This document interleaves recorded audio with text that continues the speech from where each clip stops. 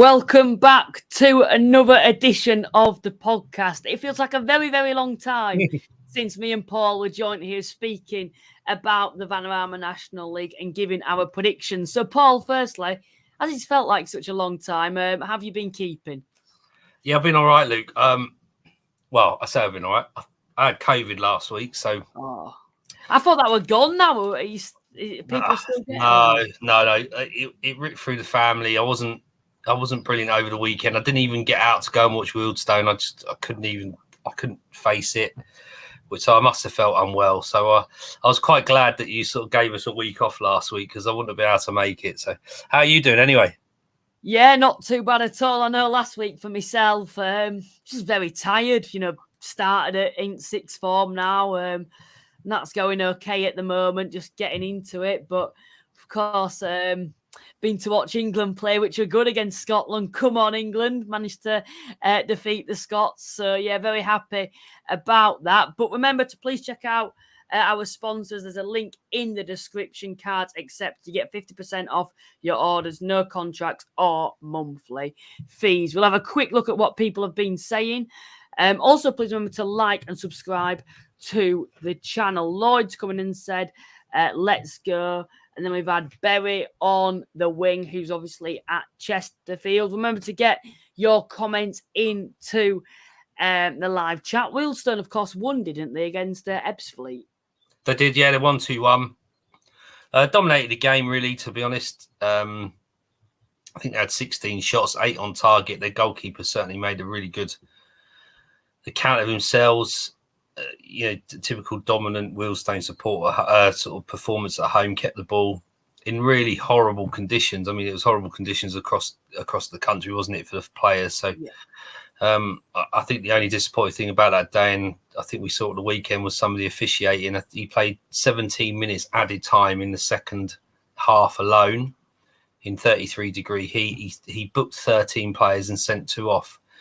Now, if anyone watched the game, I don't think they would disagree with me when they said that it wasn't a particularly dirty game. So, yeah, it was just a bit of an odd experience watching the ref sort of almost give a yellow card for every foul that he gave in the last 20 minutes of the game.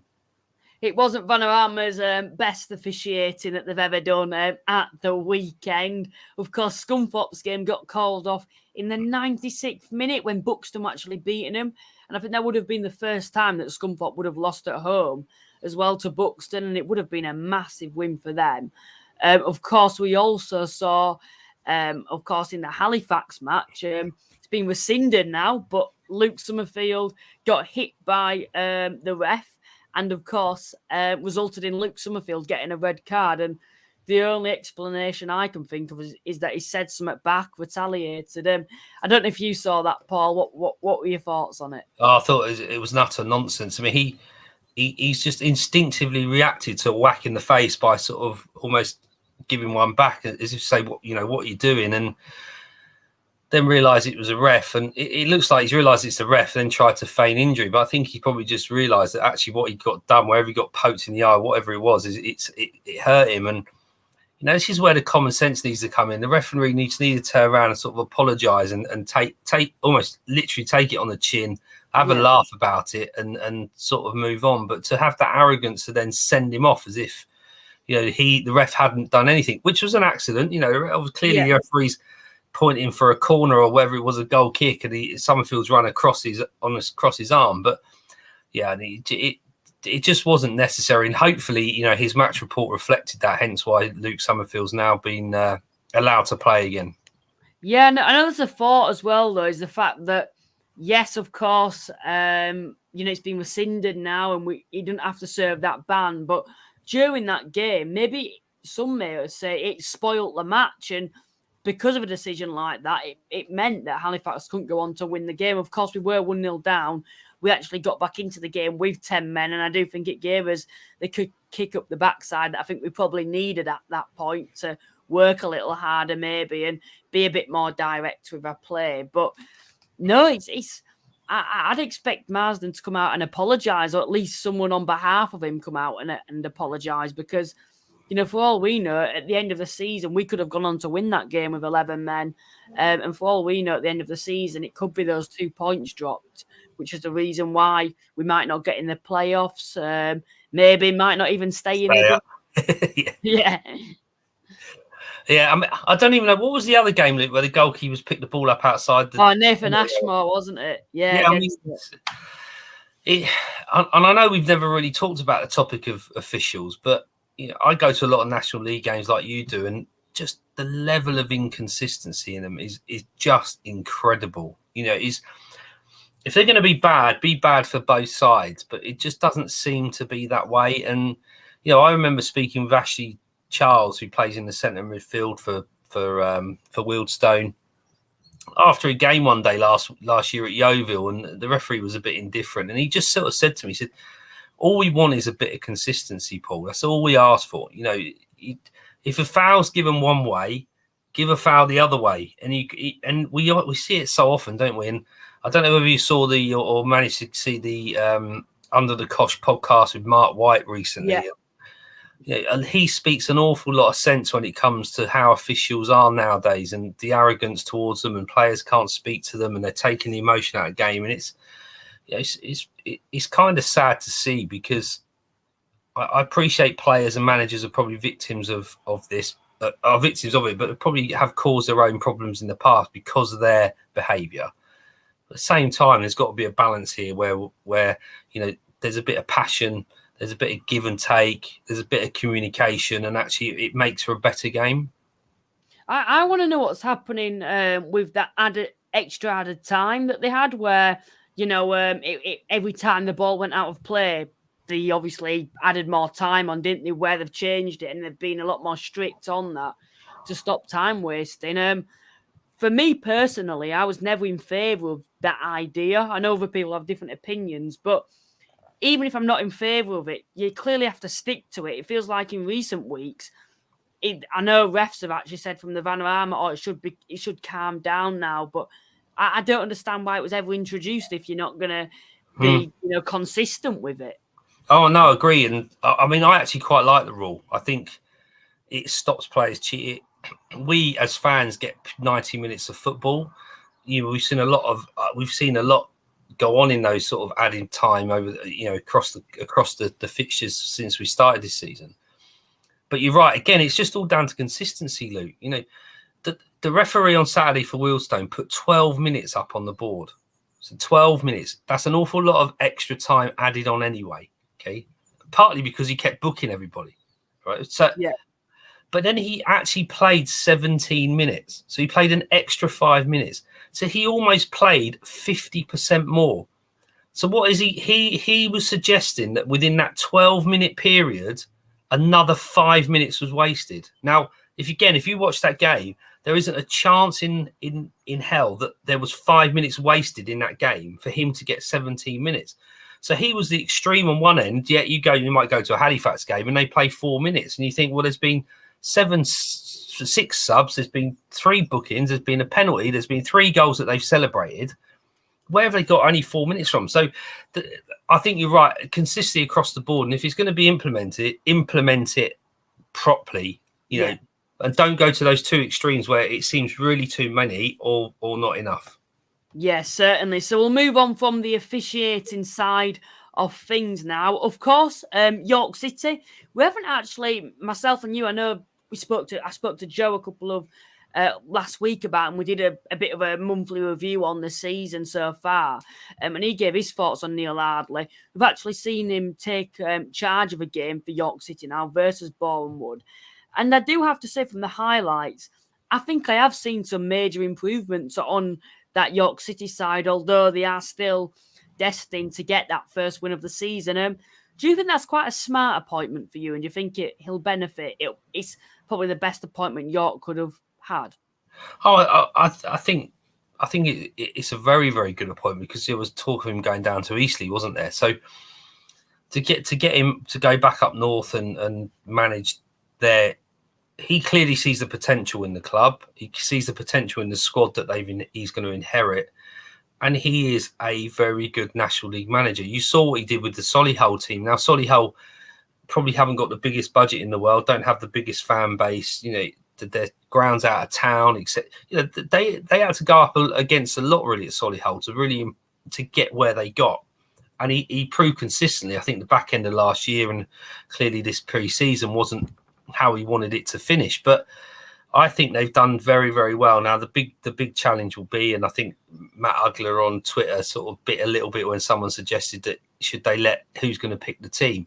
If they just let Neil Ardley and Neil Cox manage that football team, they will improve because they've clearly got quality on the football pitch.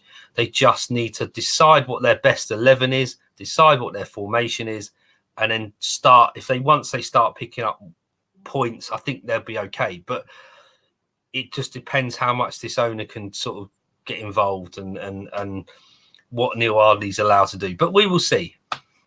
Yeah, Neil Ardley's the type of man that, and just my initial thoughts on him when I'm seeing him is he likes the control himself. I think it's like he builds his own squad, if that makes sense. So I don't know how that's going to work with Matt Ugler, but the thing is, from what I've seen so far, is that I think that, the appointment for me, I don't think he would have appointed him if or Neil Ardley would have gone to York if he knew he wasn't going to have that freedom with the side. I do think Matt Ugler's going to put a lot of trust into him. One final one on York then. What would your expectations be now for York? If you were a York City fan, of course, second to bottom in the league, of course, that is due to Southend's point deduction. What would you say York's expectations have to be now for the season? Of course, we're only 7 games in. Well, I think the first step is to get out of the bottom 4, isn't it, Luke? And once you're out of the bottom 4, you can assess where you're at, how the squad's doing, and then almost do it in stages, push to mid-table, and then towards the end of that season, if you get on a good run, then you can push into the playoffs. But clearly, they would be bottom of the league if it wasn't for Southend's predicament. So they need to improve to get out of that bottom 4, because teams that we thought weren't going to be so good are shown up and been quite strong in the first 7 games. Those that we didn't think would be, but those that the likes of the Boreham Woods and Wokings probably will only get better. So York have to do the same, or else they could end up just sort of being marooned in there longer than they expect, and all of a sudden it becomes a bit more of a dogfight because actually it's January, February, we're still in there, and so I think they just got to get quickly out of that bottom 4 and then see where they can assess from there. I mean, the good thing for Neil Ardley is, well, the fact that the transfer window shut. So apart from loan deals or however the EFL and National League manage their sort of loan deals, their squad is settled. They've got to go with what they've got. So, that will only help Ardley, I think, in choosing what he's got and Ugler not hopefully getting too involved. Yeah, I'd agree on that. Where do you think, for you personally, York will finish this season now? Well, I sort of suggested early on, I think, was it either going to get relegated or near the bottom? I think they probably end up finishing mid-table just because they've had such a bad start. I mean, they've already lost, they got 2 or 3 points. They've already lost 19, 20 points on other teams. And, you've got to get, 70, 75, 80 points to get into the playoffs. So that's a big ask to sort of pick up that many points. But it's not inconceivable they can do it. But I think they're probably going to end up sort of mid to higher part of the table. Yeah, we'll have a look at the live chat then, as it has been quite active since we've been speaking. We've had Lloyd, who's coming in as a Dorking fan. Hi, Luke. I think I'm going to Halifax to watch Dorking away, and I wanted to do an interview and a score prediction if possible. Of course, come and find me, and I'll come find you or whatever, and I'll definitely do one. And then we've had a York City fan with the usual abbreviation, and then we've had Keza, who's joining us tonight. Mr. Luke is here. Let's see what he said. Hello, gents. Hopefully that nil. Yeah, we haven't even spoke about that yet. We've been too busy about the officiating. That 6-0 win against Eastleigh changes your prediction, like always, and I've said this multiple times and probably many more times. No pressure whatsoever. Just 6-0. That would just like it threw me, to be honest. They're a club that I don't think we've spoken enough about. No. Considering that their manager's gone. I personally didn't agree with Lee Bradbury being sacked. Although I think between the Eastleigh fan base, it was quite torn between that. I do believe they're still without a permanent manager. And then of course, since he's been let go, they've gone and lost 6-0, not even away from home, but on home patch. What's your thoughts on that? Oh no, I completely agree. I don't think their recruitment was particularly strong in the summer, was it? And the fact that they've got what's his name, Stuart. I can't remember his surname. Donald, Stuart Donald, Donald, yeah, Stuart Donald has come into sort of ownership again. He's going to expect big things, and like he did before, it's a difficult one. I saw him play against Wealdstone. I was very disappointed in them. I thought they seemed a little bit leggy, a little bit off the pace. They were good defensively. Gateshead have torn them a new one this weekend, but they were good defensively. Going forward, they just looked a little bit short, to be honest, even with the quality that they sort of have on paper. So, yeah, listen, I don't think we've said enough about Gateshead either. I think they're and Mr. Luke and the rest will sort of be pleased about the fact that they're just going under the radar. But they're 10-1 to win the league. I'm not suggesting now they're going to win the league, but as an outside bet with the way that they're playing, that's not a bad shout. They can score goals, lots and lots of goals. It's Dinangas is scoring goals and Ween, and so yeah, very very impressive performance, and I think that ranks alongside the winning 5-2 for Oxford City against Halifax as well. I think that needs to be mentioned because against who was it again? Oxford v Hartlepool, wasn't it? Hartlepool, yeah. Sorry, yes. Again, a fantastic performance. A friend of mine's an Oxford City fan, said they played some unbelievable football and fully deserved the win. So hats off to Oxford City and Gateshead for I think results of the weekend for sure. Yeah, they certainly were. I know as I was seeing that come through, I was a bit shocked because Eastleigh, I think prior to that, had they actually been defeated at home this season? I know away from home, I think they hadn't actually. Of course, I think they've only won the one game.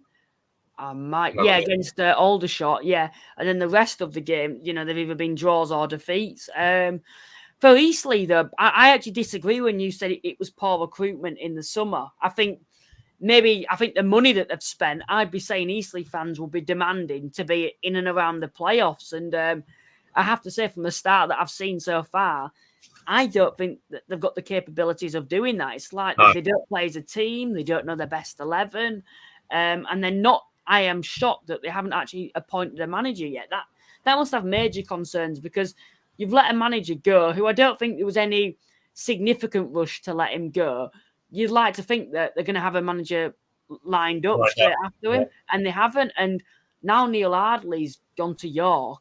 I don't actually know who realistically Eastleigh could get a manager who's available, who's actually going to do a fairly decent job. Because York, they had rumoured the Cowley brothers, Darren Moore. Maybe it was a bit of a pipe dream appointing them. So, okay, maybe all along we were thinking, those two would go, one of those would go to York. And then you'd think maybe Neil Ardley would be the ideal replacement for Bradbury. And unfortunately, they seem to not have him, and he's up north at York. Is anyone in mind for you that you can think of who come in at East? I mean, probably a bit of a sort of a wild card shout will be Alan Doswell, who's just left Havant and Waterlooville, local to that area.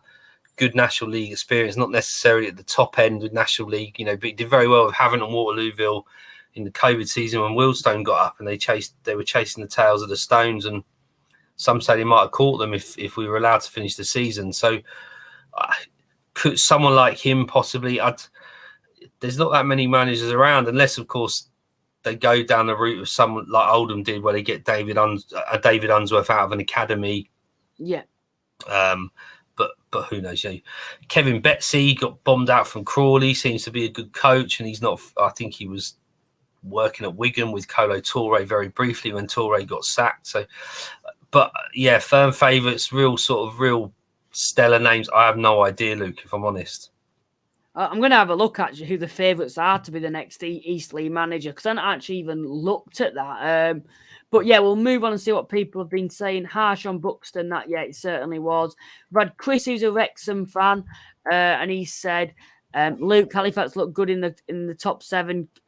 Chris from Wrexham. I was hoping to get to your game versus Stockport. As well, I were meant to be going down to Barnet a week on Saturday, and now the bus I think is going to be cancelled. So I've got no way of getting down there because the trains. I think it's short notice. I'm going to struggle to get down there now. So I'm thinking, what big games are they going on? And I was hoping to go to Stockport v Wrexham, but I've left it too late and it's a sellout now, which is a bit of a shame. And then we've had and someone else come in and say, if I can get it up here. Right, let's get it up.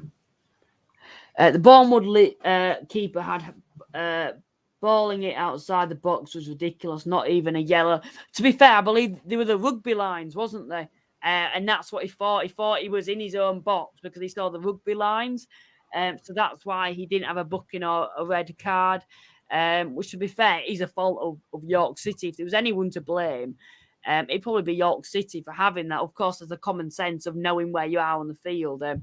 Do you think he should have been booked for that? Because it's a bit of a difficult situation, isn't it, when you think about he thought he was in his own box because he had the lines in front of him. Do you know what?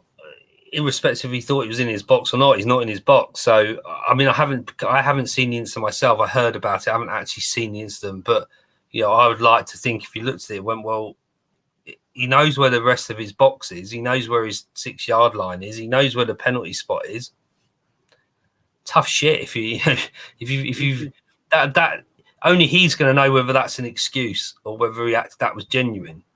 But the rest still got to act on the fact that he's not in the box. And similar to what you said, Lou, about Somerville getting sent off, if he's red carded, do York go on and win the game, get their first win of the season?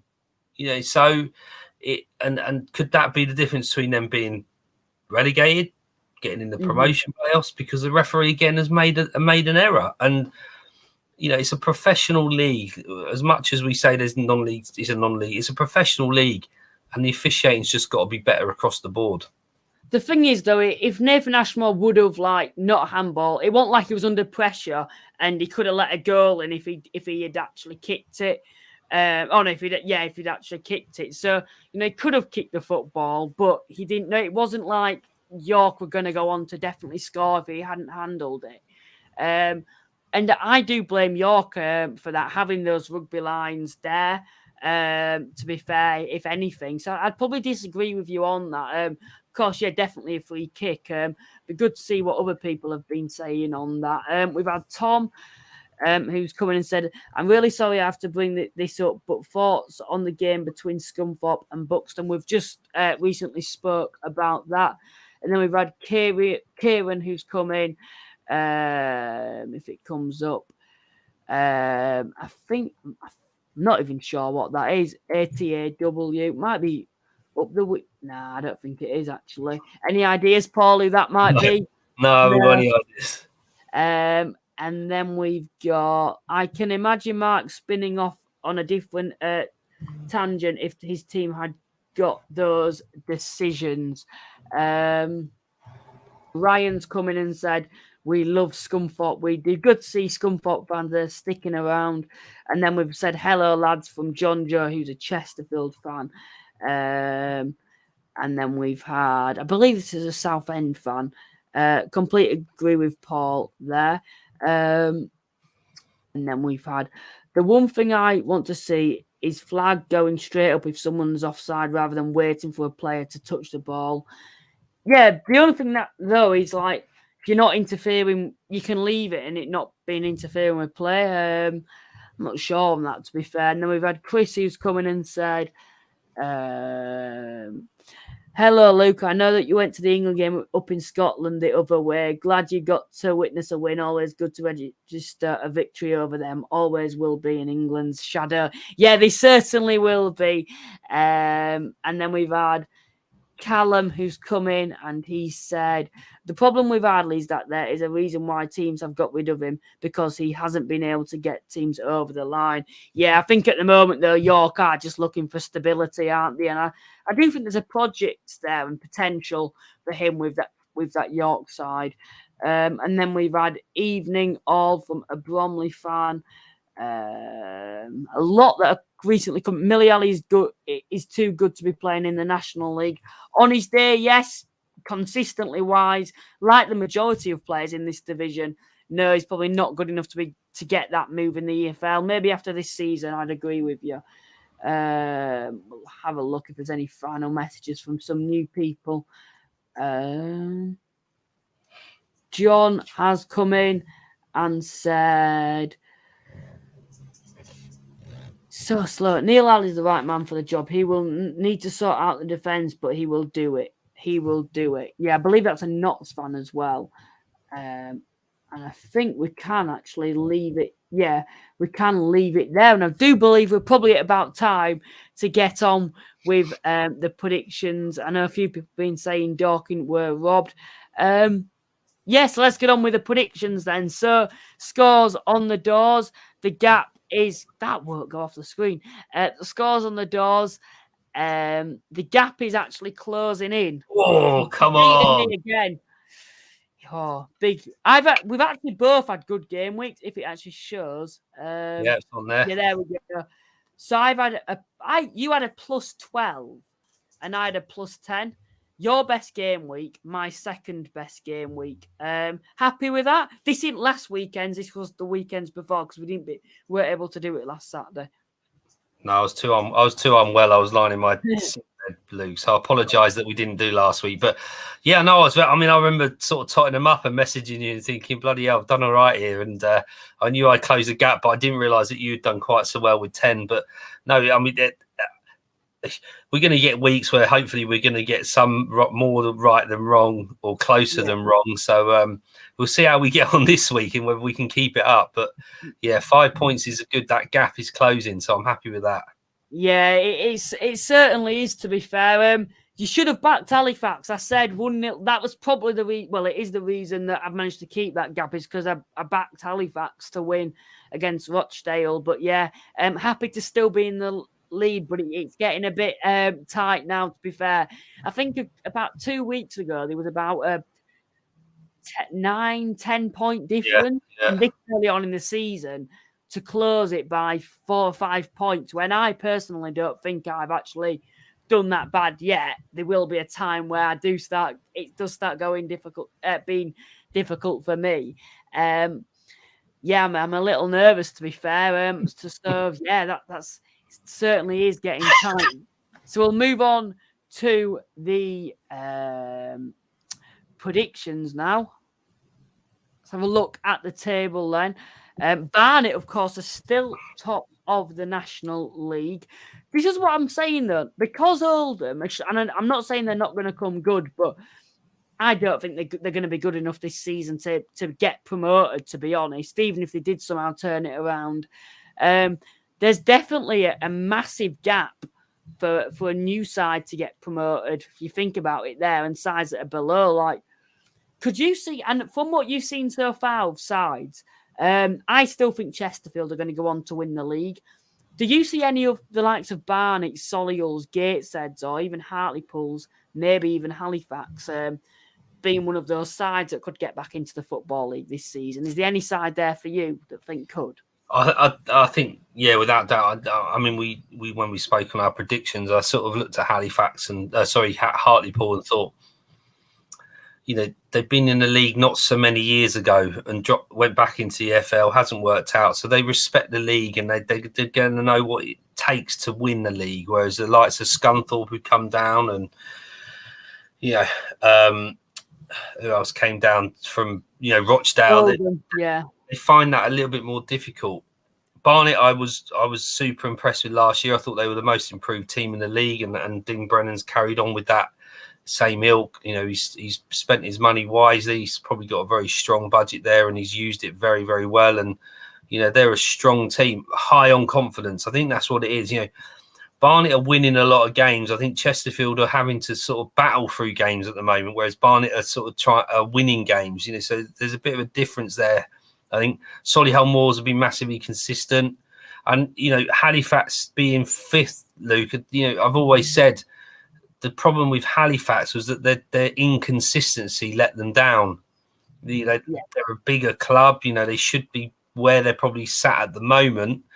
get the FA Trophy win under their belt, and it just showing a more of a consistent level and winning the games that you said they were going to win, but winning the games that they should win. There's no point beating these top tides and then struggling against the likes of Wealdstones, Dawkins, Oxfords. They've got to beat those teams and pick points off those teams as well.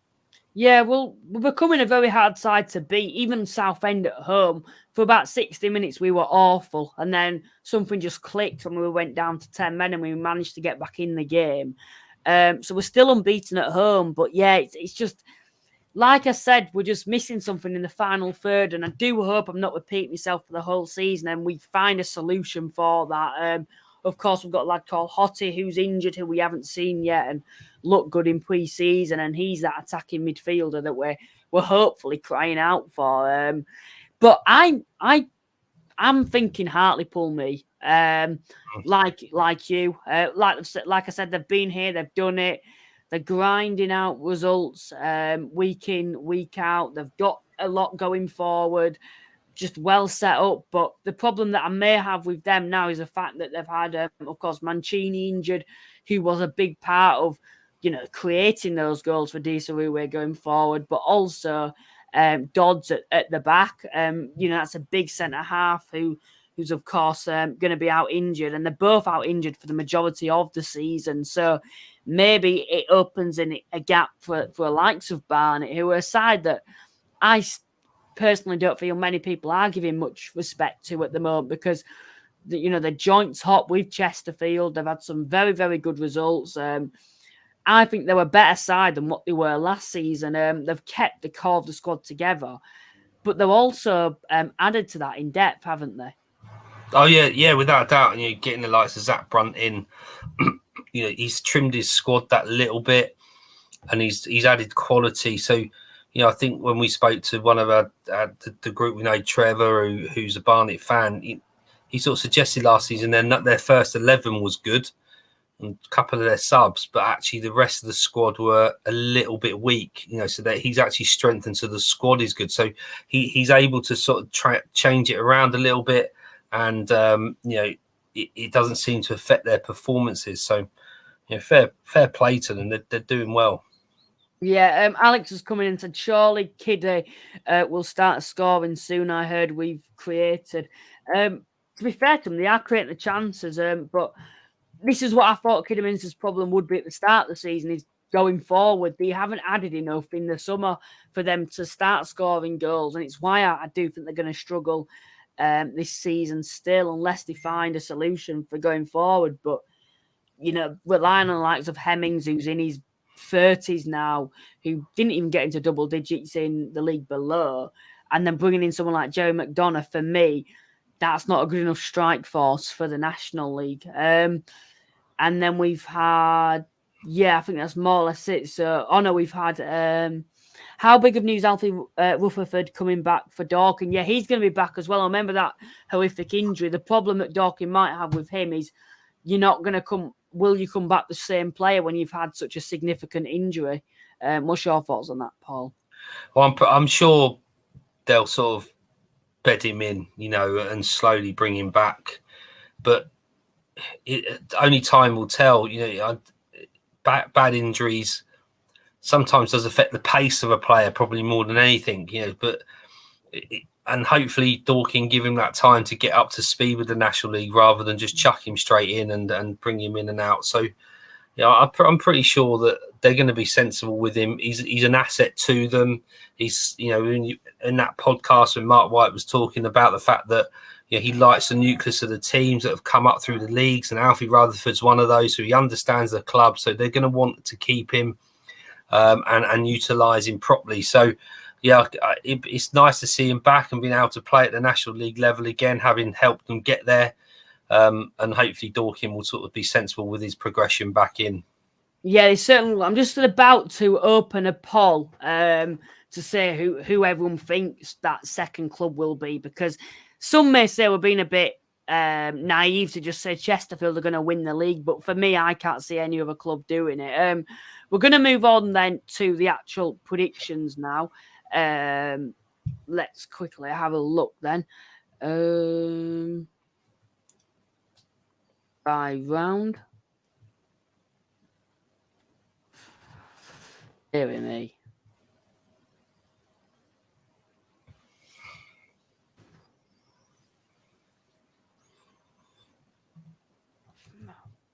There we go. Right then, we're back. Fylde versus Eastleigh. Then Fylde have conceded the most amount of goals in the division so far. As you can see, you can't there, but yeah, they have conceded the most amount of goals. Eastleigh need a reaction after that 6-0 thumping at home to Gateshead. Fair play to any Eastleigh fans that made that long journey up to Fylde out on the back of a 6-0 defeat. But I think this is quite a big game for me because Fylde have had quite an awful start, I think, to the season, being very underwhelming for what I expected from them. And they need to get another win because they've only had one win all season, and that came against Kidderminster. So they'll be wanting to climb out of that relegation zone. But from Eastleigh's perspective, you need a reaction, and you'd see this as a game which has, I think, is a good game for them because you're going away to a side that's struggling themselves, away from your home ground where it might be a bit toxic at the moment, to hopefully get a result away from home. What's your thoughts on this game? No, excuse me. I think you're right, Luke. I mean, it's a long way to go, isn't it? South Coast up to the was it West Coast, so Northwest Coast. So it's a really difficult one. I've seen both teams play. I liked Fylde more out of the two, and clearly, that although they're not winning games, I don't think didn't seem to be short of confidence. And I think if they're at home and they've got to try and capitalise on Eastleigh's frail sort of confidence, I guess. If you're going to be a little bit wounded, aren't you, at 6-0 down at home the week before with no manager, so. Yes, Eastleigh are going to expect a reaction, or the fans are going to expect a reaction. The assistant manager, the caretaker manager, the prospective manager might be in attendance or watching online, so he's going to expect a reaction. But I can't see Eastleigh winning. I just think AFC Fylde at home, Eastleigh's frail confidence and clearly their poorest defence in the last couple of weeks. So I've gone with a 2-2 draw on this one. I might have agreed with you. No, I've backed Eastleigh to win that. 2-1 away from home. When sides get thumped by that, it clearly can't get any worse than that. And to be fair, I think Eastleigh, I could see them winning this game because they need a reaction after that result. And I just have a feeling that they're going to win away from home because often sides who do have a thumping like that seem to find a way to bounce back, and I'd like to think Eastleigh can with a win away from home at Fylde, which is a difficult place to go, but I think with what Eastleigh have got going forward in the likes of Quigley, McCallum, I'd like to think that they've got enough to score a few goals against this frail Fylde defence. We'll have a look at what predictions people have been saying. A lot are coming in, which is good. I know we've got over 50 people in the live stream at the moment, so please keep your predictions coming in through the live chat. Of course, the majority of you watch the live streams afterwards. Let us know your full set of predictions in the comments. Also, please remember to like and subscribe. So we've had 2-1 to Fylde. Actually, what I'll do is I'll do what I did last week is we'll move on to the next fixture, and as that's going on, we'll get through all the predictions. So Aldershot versus Gateshead. How do you see this one going? I'm going for a high scoring Gateshead win. Gateshead 3, Shots 2. Listen, if you can go to Eastleigh and score 6, you're going to go to Aldershot and score at least 3. Okay. So, Mr. Luke will be pleased. I've gone with a Gateshead win. Difficult. I think Shots are playing with a lot of confidence at the moment. They're quite a young side. They're quite pragmatic in their approach. They're going to be, their defence is going to be threatened by the fact that Gateshead are so good. When I watch Shots play, they play quite a high line.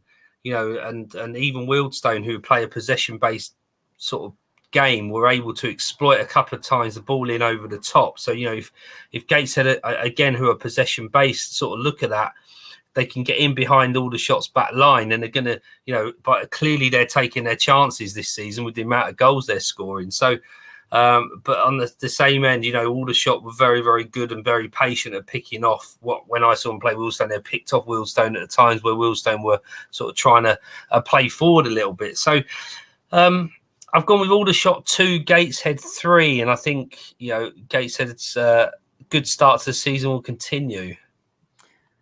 Aldershot, to be fair, have actually only had one defeat at home all season, and that came against Chesterfield. They're different gravy at home. I do actually think Aldershot have had a relatively good start to the season so far. And Gateshead, that's another long journey going all the way back to Eastleigh, back up to then come back down again. Can I see them backing that up after a 6-0 win away from home at Aldershot? Honestly, no. I think Aldershot are going to win this, and that might be a bit bold from myself to say that, but Aldershot have been very, very good at home. They've only had the one defeat at home this season, like I said. So I think Aldershot will win this game, and I'm going to go for a 2-0 Aldershot win. So Mr. Luke won't be happy. Maybe a few Gateshead fans will be tuning out of the stream now after that one. But yeah, I honestly think that Aldershot could win this game, to be fair. We'll move on to the next game, Bromley versus Oldham. Oldham aside, we haven't spoke about them tonight. It's a repetitive circle every week. I'm sick of talking about David Unsworth being in or out. I think Oldham only having one win says everything this season about them so far. Frank Rothwell is behind Unsworth at the moment, and fair enough, it's a bit of a difficult situation because of what he's, of course, Rothwell's actually done for the club. But he said that Unsworth won't be going anywhere. First of them, what's your opinions on that? The owner coming out saying that Unsworth won't be going anywhere. He's quite entitled to say, isn't he? He puts his money in. He's rescued the club. He's improved the ground. There's suggestions that he's friends with David Unsworth, so that's probably why he's keeping him. It's difficult, isn't it, Luke? We've just spoke about Eastleigh. Eastleigh can't find a manager, it appears. So who's going to go into the Oldham job? That is a very, very difficult job to take on. There's a huge expectation from the fan base. 7,000 or 8,000 to turn up every week, maybe a bit less at the moment because they're not doing so well. Big spenders, I would suggest in the league, full time. That's a really tough gig. It's a really tough gig, and I think Rothwell's probably being very sort of stay in his approach and say, look, better the devil we know at this point. Who's to know whether that will change if they just don't improve? But I've not seen enough of them to suggest they will or won't. But I think, we always talk about owners being too quick to sack managers. Lee Bradley's been sacked. You've turned around, Luke, and went, that's a bit of a nonsense. He should have been kept. Would we have been saying if Unsworth sacked after 4 or 5 games, would we be turning around saying, well, he should have been given more time? Yeah. These owners can't win. You give them time, you get moaned at. You sack them, they get moaned at. So I think he's sticking to his guns and his principles, and the fans have got to put up with the fact that they've got David Unsworth, whether they like him or not. Yeah, would you say David Unsworth needs to leave? He hasn't pulled up any trees, has he? And he's had a good pre-season now under his belt to be able to recruit his players. He's been able to go and sort of trim the squad, put his stamp on there. It's a difficult one. He wasn't a National League stalwart. He never managed in the National League. He didn't play in it. It's a different kettle of fish to academy football and EFL football. So he's clearly finding it very, very difficult. But we all know, Luke, in the National League, he could go on a 10-game winning run and everyone will think he's the best thing since sliced bread. So, you never want to see a manager sacked. It does appear to me that his time is sort of expiring. Good word. Yeah, his time's expiring. Yeah. How long that expiration date is going to be, who knows? But I can't see him lasting the season. No, this is the problem with Oldham, is the fact that at the start of the season, their expectations was to at least be in the higher end of the playoffs. Some would say be the side that can compete with Chesterfield this season, which I think was a realistic aim with the players that they've brought in. In this division, how long can you wait before you make that change to turn your season around? Maybe it won't. How much time do you give Unsworth before it's too late and that title is an unrealistic aim? And yeah, we know that it only takes a 10, 15 game winning streak for all them to be, in the playoffs at any point in the season. But, at the moment they're sitting in 17th. They're already 5 points outside of the playoffs. How long do you give Unsworth before you think, no, enough's enough now? Oh, that is a tough question. Because when the challenge with the National League is because you got playoffs right the way down to place 7. You can go right deep into the season and still be within the chance of getting into the playoffs. So, do you stick or twist? And I guess you've got to. January transfer window would probably be a sensible thing. Do you get rid of him before you can get into that transfer window where potentially they could do some deals and get players in and out at that level with a new manager? If they go beyond the transfer window and he's still in play and then they sack him, that's very difficult for a new manager to have to take on a squad that's not his or hers. It's likely to be his. But, so I would suggest that if they're going to act, they're going to have to act quickly or stick to their guns, see how they do, and then get to Christmas time. And then if it's not great, pull the trigger, get someone new in, let them go and do a transfer window. I think if Oldham were to gain a bit of momentum and start running, it would be coming very, very soon. And if it doesn't, then for me, he needs to go because they've got Bromley away, which is a tough place to go. So forget that. Maybe that's a stupid comment because Oldham should be trying to get a result everywhere they go. And I'm not saying that they're not gonna. I've predicted for this game for them to draw 1-1 away from home. But forget this game, whatever the result. You've then got York at home, which I think, based on how York have started, that has to be a must-win game. Oxford at home, another must-win. Then you've got the likes of Kidderminster, Wealdstone away, which are but 2 games that I think they should both be looking to win. And then after that, you've got the likes of Maidenhead and Dagenham until, we're getting into late October then. I personally feel that if I was the owner of Oldham, I'd be saying probably give him 10 games. So he'd have another 2 games. He'd have this Bromley game and the York game. And if he's not picked up any points in those 2 games, I'd be saying gone. What's your prediction and thoughts on this game? I've got Bromley 2, Oldham 2. I mean, we haven't spoken too much about Bromley. They've picked up recently, haven't they, after a bit of a poor start from their standards. But, again, a football club that has stuck to Andy Woodman, didn't get in the playoffs last year, have started poorly from what they would expect. Their recruitment's been tough. They've lost some good players to the EFL, but they've trusted in Woodman. Woodman's gone and got a couple of lads in from Arsenal, Kiddo Hart being one of them, and as a centre forward, and he's going to rely on youth again, and I think they'll come okay. I mean, Bromley at home are always going to be strong on that plastic pitch, so. I've gone with a 2-2 draw for that one. Fair enough then. Get your predictions in, guys, for this game. We had a few people that are giving their opinions on Oldham. Also, we've done a poll on who will go up with Chesterfield. Maybe it's another, maybe a bit of an irrelevant poll because, I've said that Chesterfield are going to win the league. And they're not even top at the moment. For me, they're the side. I can't see any other side winning the league. I know it's early and sides have competed with them, but for me, Chesterfield are going to win the league. And it's about who's going to go up with them this season. Maybe it'll turn out wrong, but we'll have to wait and see. This comment for me says it all, to be honest. If we can get it up here. And I can see why with the players that have come in at Oldham. it's just taking forever to load for me. I don't think the problem is the results. It's the style of football he's playing with, this negative tactics. If he was playing in to the strengths of the squad and getting these results, then it would be different. He's gone on to say, I'd agree with that, because the players that he's brought in are players for me that should be playing quite attractive football and be taking the game to the opposition.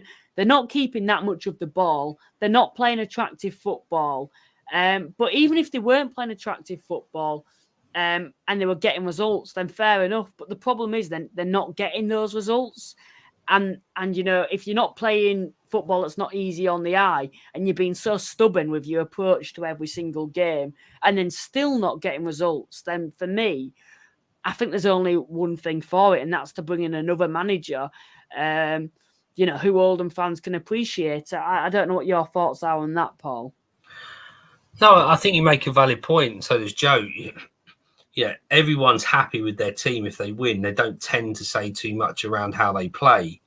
Wealdstone play a very, very good possession-based game, but after 9 or 10 games when you're not playing well, even that starts to get questioned. Should they be more direct? Should they go 2 up front? So you can imagine the fans forums and Oldham fans talking about the fact that, well, if we were winning, we'd sort of suck this up and we'd go with it because we're going to get back in the EFL. But at least if you're not going to win, play some football that might be worth coming to watch. So I think that is always going to go against the manager.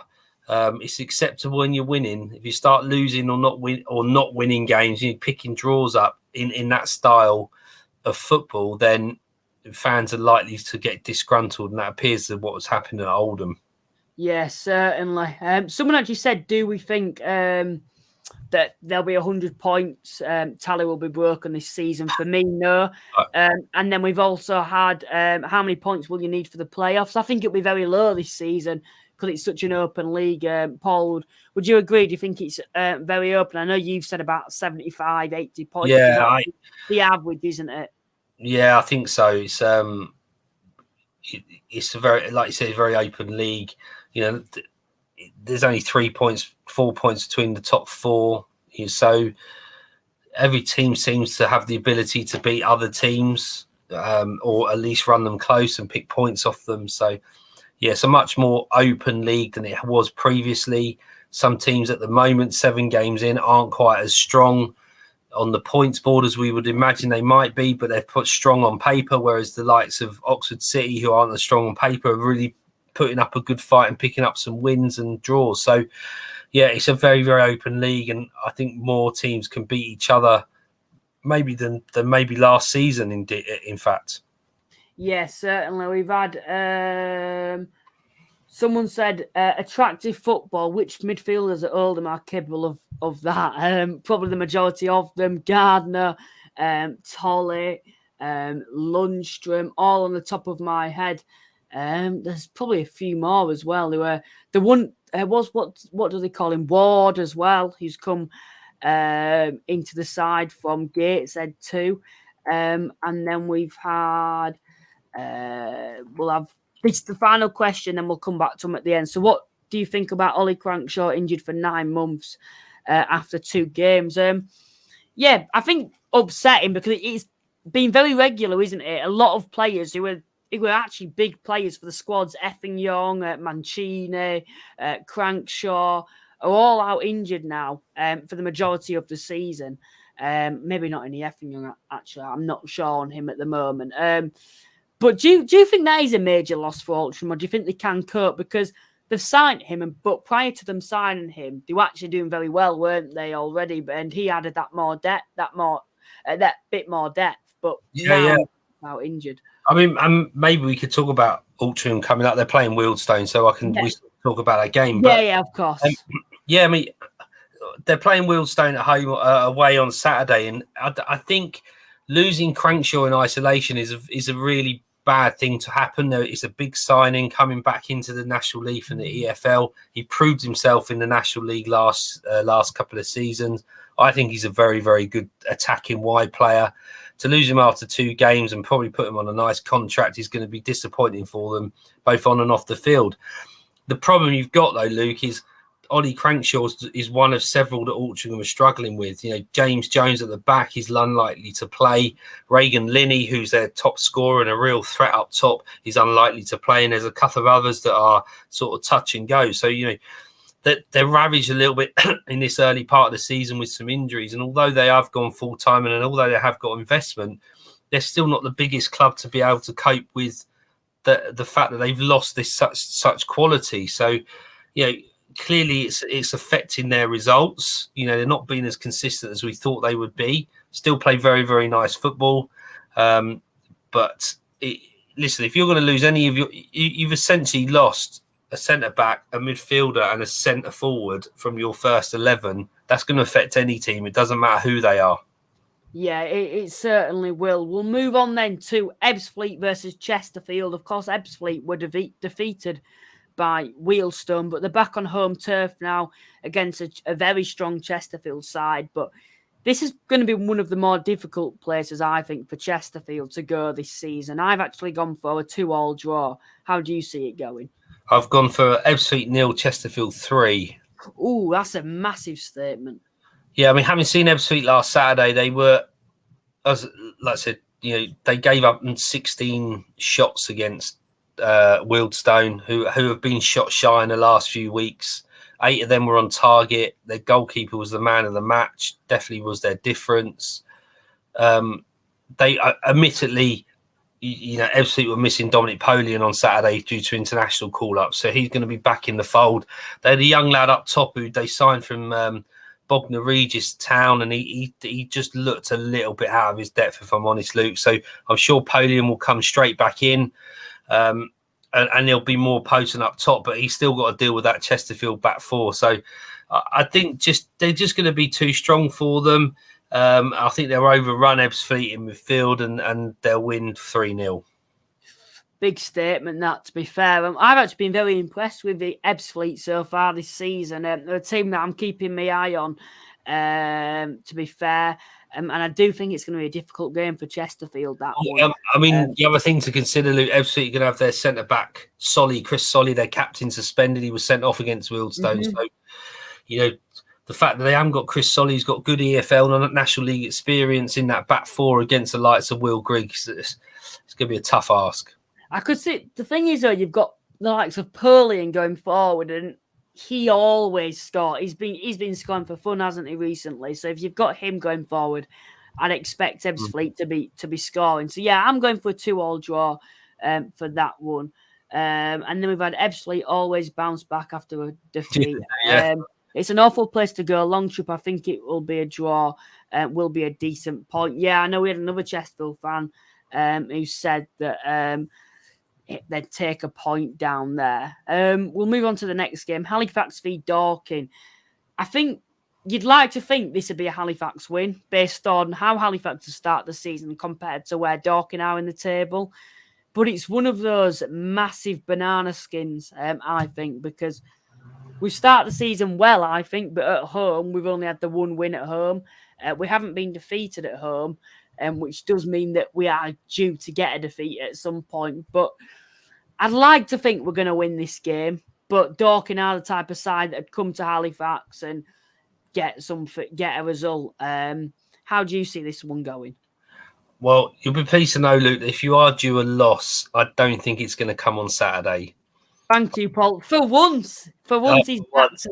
I've gone with FC Halifax 2 and Dorking Wanderers 1. Now, yeah, Dorking are a little bit hit and miss, aren't they? A little bit inconsistent. Halifax have been that, like we mentioned before, have shown a bit more consistency. I saw the game on the television on Saturday, and with 10 men, they did very well to get back in the game and looked a threat towards the end, and probably could have won the game. So, I think Halifax are just going to be too much for Dorking on Saturday. You've got a very, very big pitch, and I know Dorking like to play football, but they also can get quite exposed because they do play on the front foot. They will play one way. You've heard Mark White several times say that's the way we're going to play. We're going to play football, and I think Halifax will exploit that and win 2-1. Yeah, I think we'll manage to get through. I think we'll win 1-0 at home. We'll move on to the next game then now. Hartlepool v Woking, a bit of a top of the table clash. Hartlepool, for me, I think they'll pull through in this game, being very good at home this season. Long way for Woking to go. So I'm going to go for a 1-0 Hartlepool win. How do you see it going? Oh, I've gone for 1-1. I haven't been too impressed with Hartlepool. I know they're near the top end. I saw them play against. They play effective football. That's the thing. Like, as in, like, they don't play the most attractive football, but they just find ways to win, don't they? But yeah, just losing away at Oxford City is not going to be brilliant for them. You'd expect them to win that game. They huffed and puffed against Wealdstone, got the 2-1 win, but could easily have dropped some points. Woking haven't quite hit the heights we would expected of them. I'm not sure where they are in the league at the moment, but they've got to start coming good at some point. A bit like maybe York. They've got to start picking up points and putting a run of games together. And I think it could start Saturday. Hartlepool away is never an easy place to go. At least they're going when the weather seems to be quite nice. So they'll get a good sort of a set fare up there. But 1-1. I sense a 1-1 there, Luke. Maidenhead versus Bournemouth. I've gone for 1-1 for that game. Two anti-football sides. Yeah, I'm going 1-1 for that game. How do you see it going? Yeah, I can't understand why TNT Sport haven't chosen this for their 5:30. Yeah, Luke. I'd love it. It'll probably end up being an entertaining game now. Oh, you're probably right. I mean, I've gone with a Maidenhead win, and I think purely because Boreham would have just ravaged a little bit of injuries at the moment, especially at the back. They're a bit like Woking and like we said, York. They just haven't been able to put any results together, and they seem to be really struggling. And Luke Garrard, I don't think they're the sort of club that will sort of panic with someone like Luke Garrard in charge. But yeah, I think the Ball's going to have a headache on Saturday. Yeah, we'll move on to the next one then. Oxford versus Dagenham. Oxford are a side that, as you can see there, unbeaten. I believe that might even go further. No, I think it is unbeaten in the last 5. Of course, they've had they obviously beat Hartlepool, which is was a massive shock. And of course, prior to that, beat Bournemouth. But they're not just beating them; they're scoring a lot of goals. And as you can see with Dagenham, just going down the same path this season, so inconsistent. I think Oxford will win this game. They're actually very good at home, Oxford, this season. They had that tough start to the season, but they've learned to adjust now. They've built momentum, and they're making that home turf a very hard place to go. And I think sides like Dagenham are going to struggle when they go there. So yeah, I'm going to back Oxford in this game. I think I went 3-2 because Oxford do concede a lot of goals, as we saw against Bournemouth and Hartlepool, although they won. How do you see this game going? I've gone with an Oxford win, 2-1 as well. I think what's positive with Oxford at the moment, and as long as they don't go too cavalier, is that they are scoring goals. We talk about AFC Fylde and Kidderminster struggling because they're not scoring goals. 2 promoted teams. I remember when Wealdstone came up, we scored lots of goals, we let lots of goals in. We would pick up more maybe points than we wouldn't. If you're going to score goals, Luke, you've always got a chance of winning the game. But if you can't score goals and you let a goal in, where are you going to get a goal from to even get a point? But at least if they can score goals, there's a chance of them. And they haven't been outgunned in any game they've lost, have they? And they, so I think Dagenham are on a good run of form. I know they lost at the weekend, but when I saw them a couple of weeks ago, I was very impressed with them. Thought they got on with their job very well, and Ben Strevens is now sort of settled the side and got what he thinks is probably his best 11. But yeah, I just think on the AstroTurf as well, they're going to be used. It's a nice big wide open pitch down at Oxford City. They'll exploit that. They do play with wing backs, and I think they'll give Dagenham a little bit of a torrid time and win 2-1.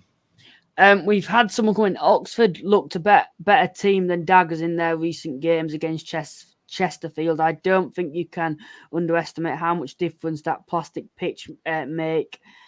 Also 2-1 to Oxford. Next game then, Rochdale versus Barnet. think Barnet will continue to keep winning, and I think they'll win away as well. Yeah, I'm going 1-0 to Barnet for this game. How do you see this one going? I've gone with a 2-2 draw. And the only reason I've gone for a draw is because it's at Rochdale, not at Barnet. I think if it was at Barnet, I probably would have gone with a Barnet win. If you look at their sort of Rochdale, one draw, one loss draw, they just can't seem to get a string of results together, whereas Barnet clearly have only lost 1 in 5. So I just think Rochdale's going to be a difficult place to go this season. It's a big ground. Yeah, I don't think they're performing too badly. Really, they're adjusting to the league. They've got on with their job. None of their fans have come out and thinking we're going to piss this league and we shouldn't be in it. They've respected it. They've just realised that they're at that level at the moment, and they're going to be a hard team to beat at home. But anyone who could do it is Barnet. But I don't think it's going to happen this week. I think it's going to be a 2-2 draw. I thought Rochdale actually looked good, to be fair, when Halifax played them all, and apparently that was the worst performance of the season. So I'd hate to look at Rochdale when they're actually playing well. They have the likes of Sinclair on the wing, who's frightening for them, and also Gilmore. They were just lacking that striker that were going to get the ball and just drive forward with it, and that was, of course, Rodney, but he's now injured. So I think Barnet will win this game 1-0. Your team then, Wealdstone versus Altrincham. Wealdstone, Mr. Inconsistent at the moment. Altrincham still doing well. Of course, I do believe they might have actually been defeated in the last 2 games. Believe so. They have lost the last 2 games. I think they'll bounce back, Altrincham, though, away at Wealdstone. Still think they're a good side. I'm going to back Altrincham to win 2-1. How do you see this one going? I've gone Wealdstone 3, Altrincham 1. Now, purely because obviously I watch Wealdstone every week and they're creating chances, and there's going to be a team that will get a good beat in. True to the word, get a beating off of Wealdstone, because the chances will be taken rather than missed. The reason I think Wealdstone will win, one, we're at the Vale, and we do well at the Vale. We tend to sort of pick up points there, and just what we spoke about earlier with Altringham's injuries, I just think they're just going to be struggling a little bit to sort of score goals and suffer from those quality players that aren't playing. But it's always an entertaining game. Altrincham play good football, Wealdstone play good football. Both sets of fans are very respectful of each other. There's never segregation. There's a lot of respect between the clubs. So it's a nice fixture to be at. And I'm commentating on that one on Saturday, Luke. So I'm hoping that it's not a 0-0 ball draw. Yeah, cheeky plug there, to be fair. No, that'll be a good game to commentate, I think. Altrincham aside, they play quite a similar way, don't they, to Wealdstone, Altrincham. We'll move on to the next game, York versus Southend. For me, the game of the weekend. York are still without a win, but they're under Ardley now. Southend have just got a point away at Halifax, a good point, I think. Some may actually think that bit disappointing that they didn't manage to take all 3. I think York will win this, and that is another statement, but they're going to get a win at some point. Being at home, new manager, they had a fairly good performance, I thought, against Bournemouth, better than what we've seen of them so far. Southend, of course, are low on numbers at the moment, so I think York will win this. I'm actually going to go for a 1-0 York City win. How do you see this one going? You saw Southend on Saturday, Luke. What were they like? Very similar to Halifax. Well organised. Probably lack something going forward. Maybe, as in like a creative midfielder. They're big, they're physical. They'll be good from set pieces. Well organised. Not the prettiest of footballing teams, but just a well organised, hard working side. I suppose that's all they can be this season, is it? With the numbers they've got to just be quite pragmatic in their approach and sort of pick up points where they can. Is it too early to just suggest that this is a 6-pointer, on Saturday? I've gone with the Southend to win against York. Southend tend to bounce back and sort of pick up points in these harder games, and when their backs are against the wall a little bit. It was disappointing for them to not pick up 3 points against 10 men on Saturday, and that hopefully that doesn't affect their sort of confidence too much. But yeah, I still think York are going to go another weekend without their first National League win. Fair enough. We'll move on to the final game then. I don't know if it's as classed as a derby or not. Kidderminster versus Solihull, both from the Midlands, I believe. Obviously, this is the televised game on BT Sport. Can't wait for this one. I think Solihull will win 1-0 away from home. They're good at grinding out results. I believe Solihull are actually still unbeaten.